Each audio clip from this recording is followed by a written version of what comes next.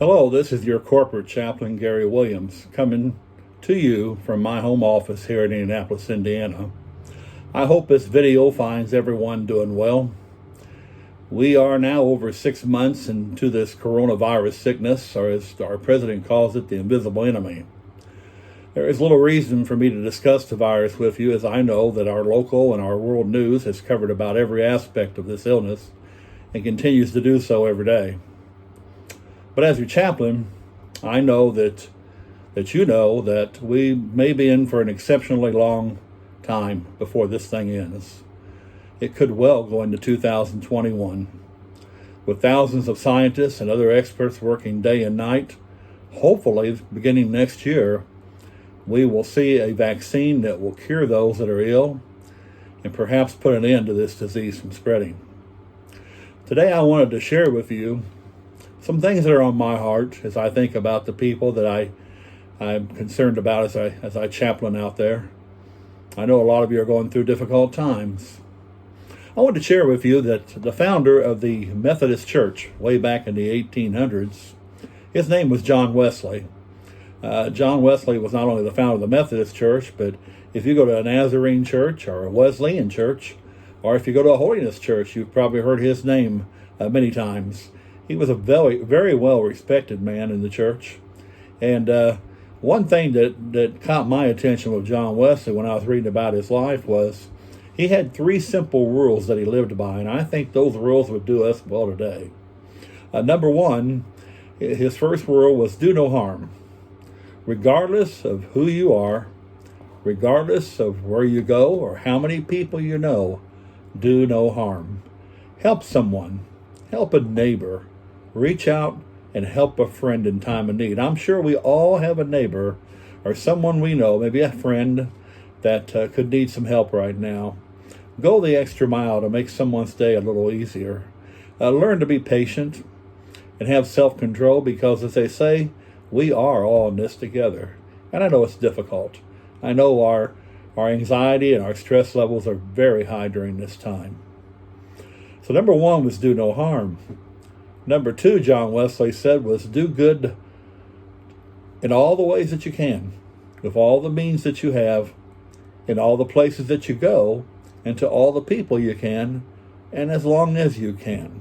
That's a lot, isn't it? Let me say it again. Do good all the ways you can, with all the means you have, in all the places you go, to all the people you can, as long as you can. I thought about that and I thought, well, how can I do that? Well, I can write cards. I can do videos like this. I know people who need encouraged. They just need someone to come along and say, I care about you. Call a relative. Maybe a relative you've not called in a long time, or someone who lives out of state. If you have extra income, maybe you could surprise someone and send them a gift through Amazon or something. But just reach out and do good. Do good to other people right now. People need encouragement. And if you can, do that for someone. Number 3 is of John Wesley's rules are stay in right relationship with God. That means to stay in love with God. Take time to pray to God. Make a plan to read the Bible. I know a lot of us have always had excuses not to read the Bible. We work all day, we come home tired, but many of us still have time, enough time now where we can set aside a time to read the Bible. Teach your children the Bible. If you can, attend a church. Churches are now open for the most part.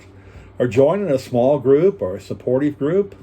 I know there are a lot of grief support groups out there. There are a lot of Bible studies that are done online, where people meet online and they study a book of the Bible. There are other groups online where believers take time just to pray for one another. These are difficult and uncertain times. Staying in right relationship with God will enable you to overcome and persevere, both now and in the uncertain days ahead. And believe me, there are many uncertain days ahead. We know that. You will be more ready. You will have more stability in your life if you're right with God.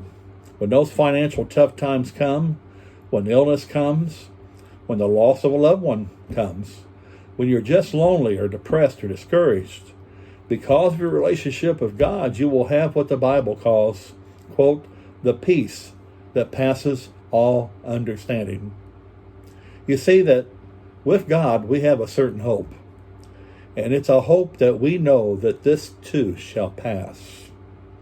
Remember, if you wish to talk to me or email me, my phone number is 317-490-5787.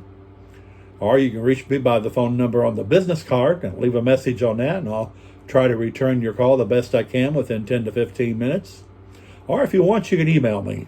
A lot of people prefer that, and that's at gwilliams@chaplain, CHAPLAIN.org.